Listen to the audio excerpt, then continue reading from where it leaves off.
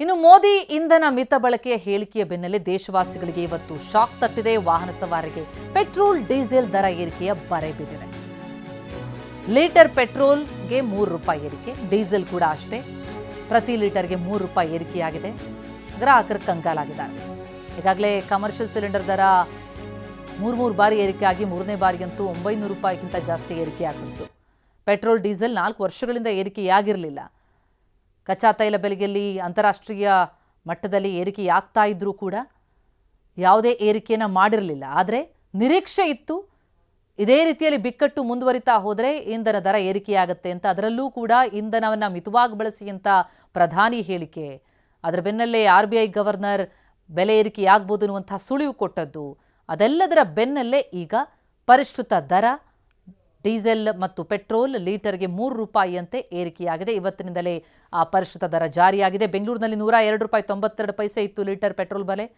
ಇವತ್ತಿಂದ ₹106.22.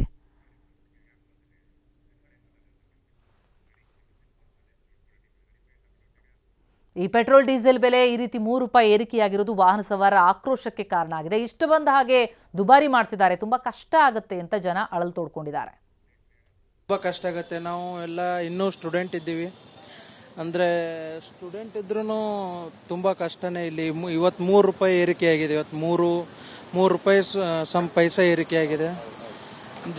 ಡೈಲಿ ಜೀವನ ನಡೆಸೋರಿಗೆ ತುಂಬ ಕಷ್ಟ ಆಗುತ್ತೆ. ಕಷ್ಟ ತುಂಬ ಆಗುತ್ತೆ ಸರ್. ತುಂಬ ಕಷ್ಟ ಆಗುತ್ತೆ. ನಾವು ಡೈಲಿ ಏನಿಲ್ಲ ಅಂದರೆ 30-40 ಕಿಲೋಮೀಟ್ರ್ ಕೆಲಸಕ್ಕೆ ಓಡಾಡಬೇಕು. ತುಂಬ ಕಷ್ಟ ಇದೆ ಸರ್. ಏನು ಮಾಡೋಕ್ಕಾಗಲ್ಲ ಸರ್. ಅದನ್ನೇ ಹೇಳ್ತಾ ಇದ್ದೀನಿ ನಾವು. ಹೊಟ್ಟೆ ಬಾಡಿಗೆ ₹1000 ಆದ್ರೂ ಹಾಕಬೇಕು ಪೆಟ್ರೋಲು. ನಿಲ್ಸಕ್ಕಾಗಲ್ಲ. ಅದೇ ಸರ್, ಏನು ಮಾಡಬೇಕು? ಅದರ ಸಲುವಾಗಿ ಈ ಥರ ಪ್ರಾಬ್ಲಮ್ ಬರ್ತಾ ಇದೆ. ನಾವು ವರ್ಕ್ ಮಾಡೋದ್ರಿಂದ ತುಂಬ ತೊಂದರೆ ಆಗ್ತಾ ಇದೆ. ದುಡಿಯೋದು 300-400 ದುಡಿಯೋದು ಡೈಲಿ. ಅದರ ಸಲುವಾಗಿ ತುಂಬಾ ತೊಂದರೆ ಆಗ್ತಾ ಇದೆ ಸರ್. ಇದಕ್ಕೆ ಏನು ಪರಿಹಾರ ಕೊಡ್ತೀರಾ? ನೀವೇ ಕೊಡಿಸ್ಬೇಕು ನಮಗೆ. ಏನು ಮಾಡೋಣ ಸರ್? ಎಲ್ಲಾದರೂ ನೇತ್ಗೇತ್ ಹಾಕೊಂಡು ಸತ್ತೋಗ್ಬೇಕು ನಾವು ಅಷ್ಟೇ. ಇವಾಗ ಗಾಡಿ ಬಿಟ್ಟು ನಾವು ಹೋಗೋ ಡ್ಯೂಟಿಗೆ, ನಾವು ಬರೋ ಡ್ಯೂಟಿಗೆ ತುಂಬಾ ಕಷ್ಟ ಆಗಿಬಿಟ್ಟಿದೆ ನಮಗೆಲ್ಲ ಬಡವರಿಗೆ. ಏನಾದರೂ ನಮ್ಮ ಸರ್ಕಾರ ಪರಿಹಾರ ಕೊಡಿಸ್ಬೇಕು ಅದರ ಸಲುವಾಗಿ. ಆಗಲಿ ಬಿಡಿ, ಏನು ಮಾಡೋಕ್ಕಾಗುತ್ತೆ? ಗಾಡಿ ಓಡಿಸ್ಲೇಬೇಕಲ್ಲ ನಾವು. ಪೆಟ್ರೋಲ್ ಜಾಸ್ತಿ ಆದರೆ ಗಾಡಿ ತೆಗಿಬೇಕು, ಗಾಡಿ ಓಡಿಸ್ಲೇಬೇಕು.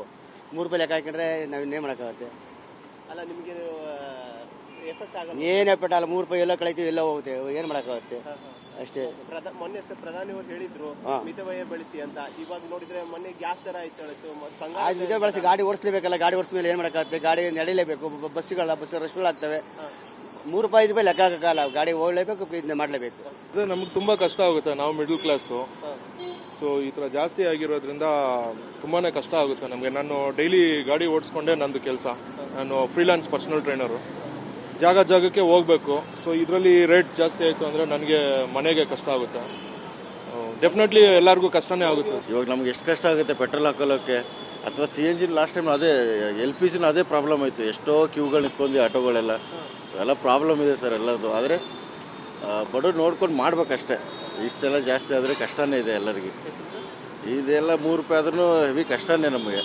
ಫಸ್ಟ್ ಎಲ್ಲಿ ಸರ್ ಸರ್ಕಾರ ಮುಂಚೆ 70 ಎಷ್ಟೋ ಇತ್ತು. ಇವಾಗ ನೋಡಿ ₹106, ₹107 ಬಂದಿದೆ ಪೆಟ್ರೋಲು. ಕಷ್ಟನೇ ಇದೆ ಸರ್ ಇನ್ನು.